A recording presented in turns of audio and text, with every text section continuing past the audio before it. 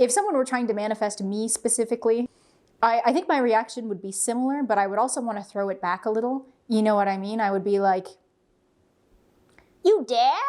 You dare bewitch a witch? I will curse you so that all your children's toes look like fingers, and their fingers look like toes!"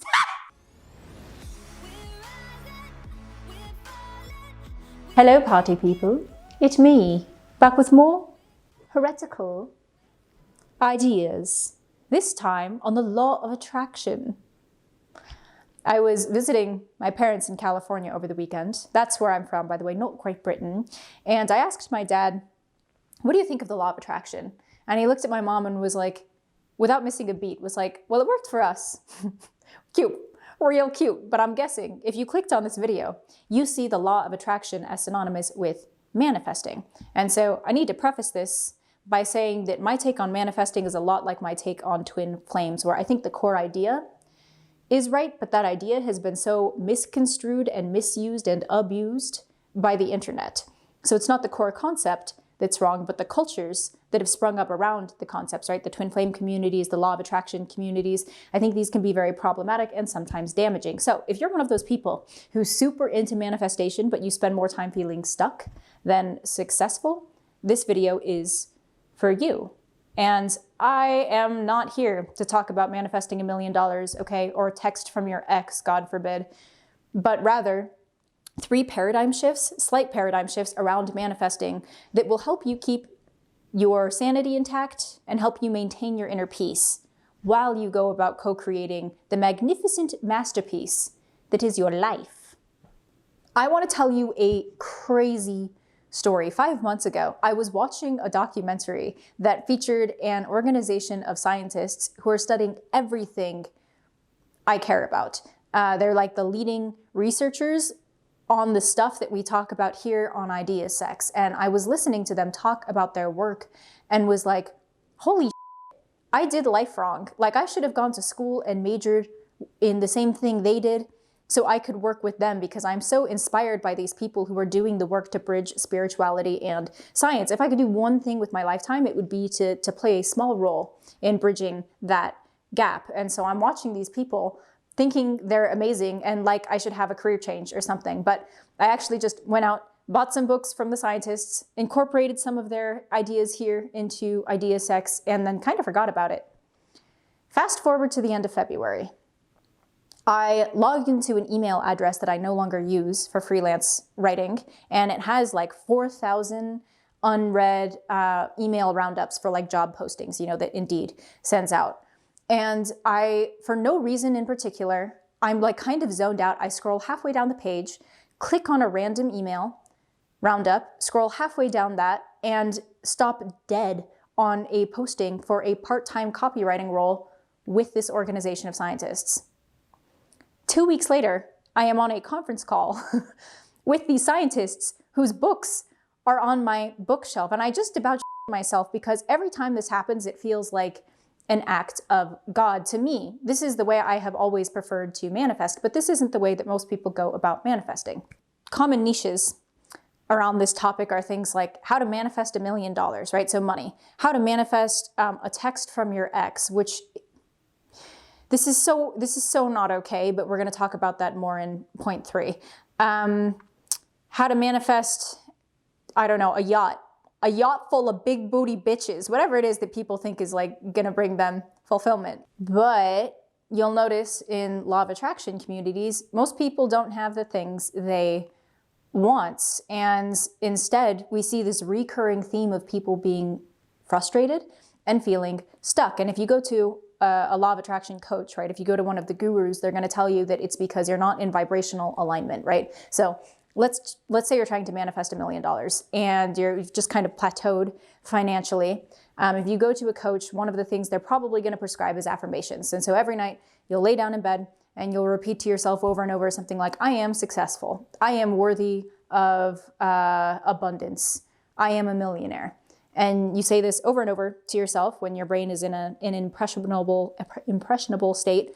And we essentially rewire our beliefs about reality and about ourselves. And so if you're trying to become abundant and you rewire your subconscious programming so that you are abundant, then you will be vibrating at the frequency of abundance and you will be a magnet for that. Like attracts like in the law of attraction, also sometimes called the law of mirroring.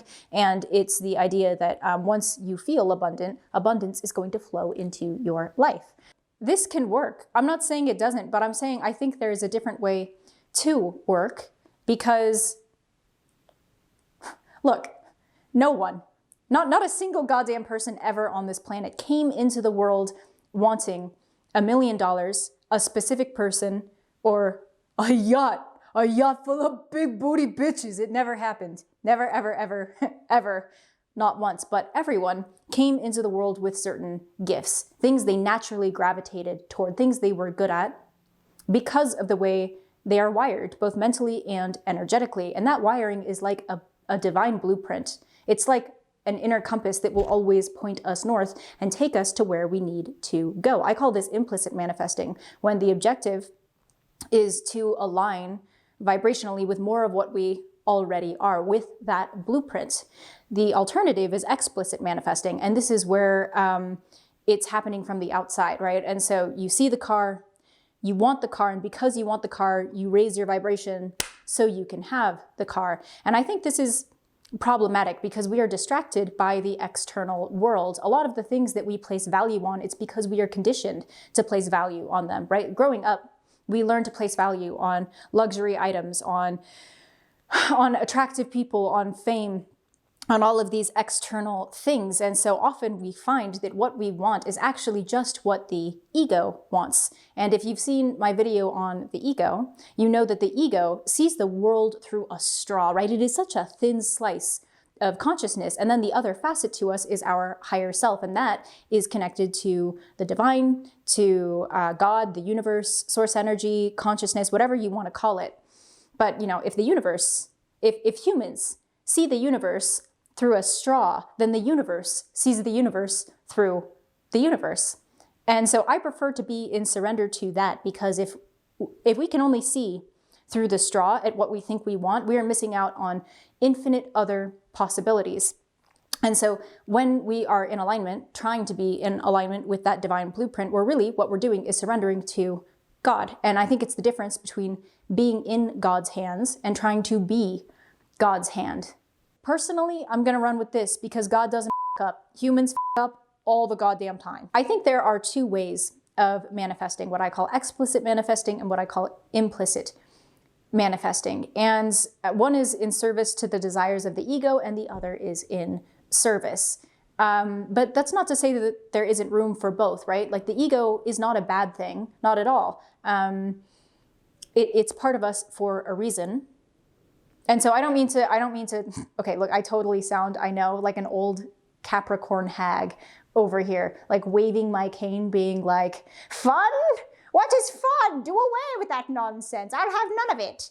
But all I mean to say is that it seems like most people use LOA to chase fleeting material things and as a result completely miss out on this other angle where we are using the law of attraction to honor our divine blueprint, to fulfill our incarnation soul contract, to walk the destined path. It is the difference between I see the car, I want the car, I raise my vibration so I can get the car, and I honor my authentic self, and therefore magical just happens. And that's the thing about implicit manifesting, is that it's natural, it's effortless, and it does not involve as much struggle as the explicit manifesting does. It really is simply the only work we put in is the work we put in on ourselves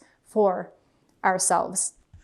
And I feel like another reason that people tend to gravitate toward explicit manifesting is because implicit manifesting requires a degree of faith and surrender. You have to believe that the universe is a friendly place and that it's on your side, that it wants the best for you. And I think that's hard for a lot of people. Most people don't actually believe that because, you know, everyone has been burned, right? People die, people get sick, bad things happen. And so we're like, how can I possibly trust the universe. And I also think that's why so many people gravitate toward the law of attraction, the explicit version of it, because it promises a degree of control, right? The idea is that our thoughts create our reality. So, oh, if I can just get control of all of my thoughts, I will control my reality. And that leads us to problem number 2 in LOA communities, which is believing that everything that ever happens to you is a result of your thoughts. The driving idea behind the law of attraction is that thoughts are things. And so Abraham Hicks describes humans as vibrational transmitters, right? Where our thoughts shape our beliefs, and our beliefs tend to play themselves out in reality. And as a result of that, reality is a mirror. Also why we hear about the law of mirroring. And it's true.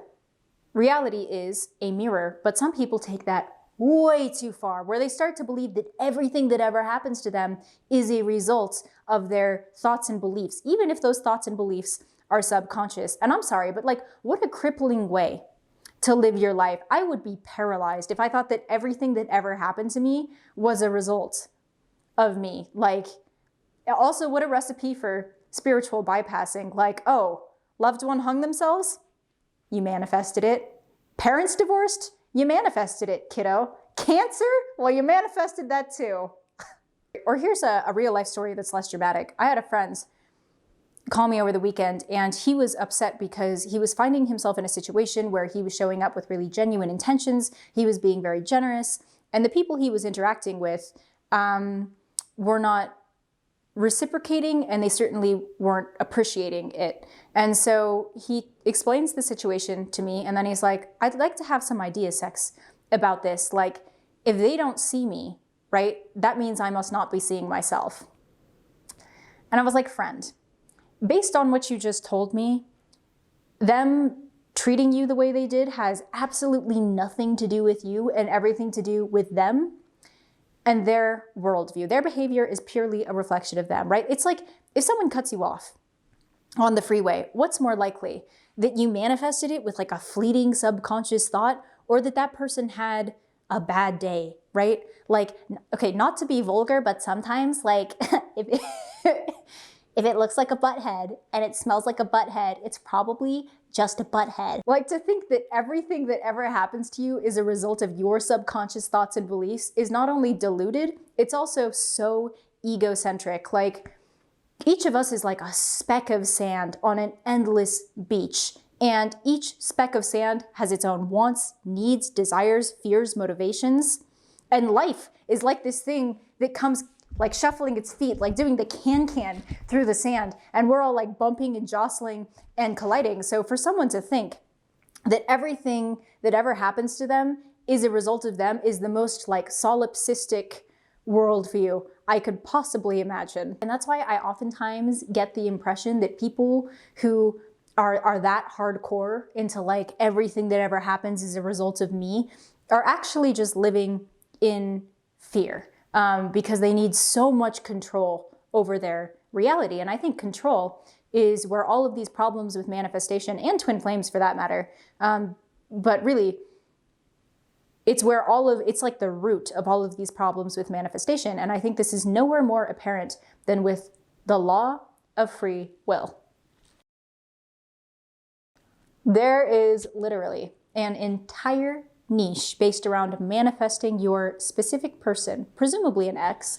And I feel like it should be obvious that this is fucked up, but obviously, judging by how big this is, obviously it's not obvious. So anytime you're using energy, whether you're casting a spell, or essentially that's what it is in this case, and you use it to influence other people's actions, behaviors, or feelings, you are using black magic. That's what we call it in witchcraft. And the thing about black magic, when you are interfering with the law of free will, it's like casting a curse or a hex, right? You are essentially pointing one finger forward and 3 fingers back. And so tactically and energetically, it works a lot like a curse. But karma aside, why? Why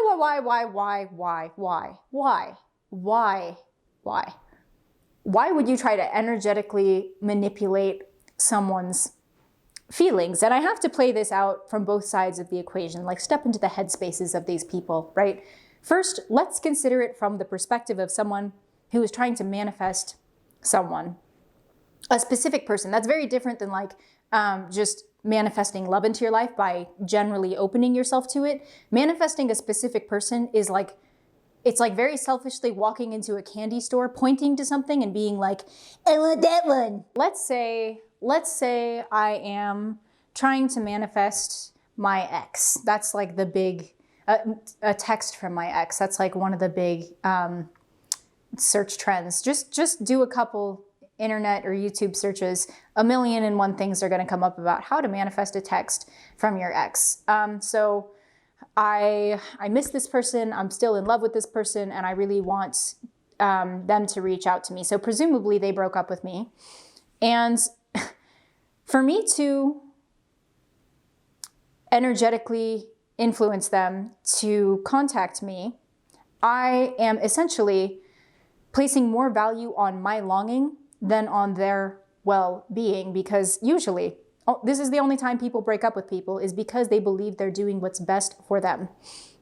People break up with people because they are trying to make their lives better and do what is good for them and their life. So for me to be like, you're gonna contact me anyway, is a pretty selfish move. And even if, say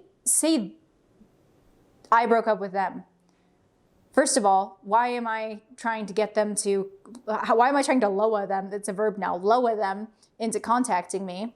I would either have to be super afraid or too proud. And so like, they can do the work, right? No honor in that either. There is no way you can spin manifesting a text from a specific person that is positive.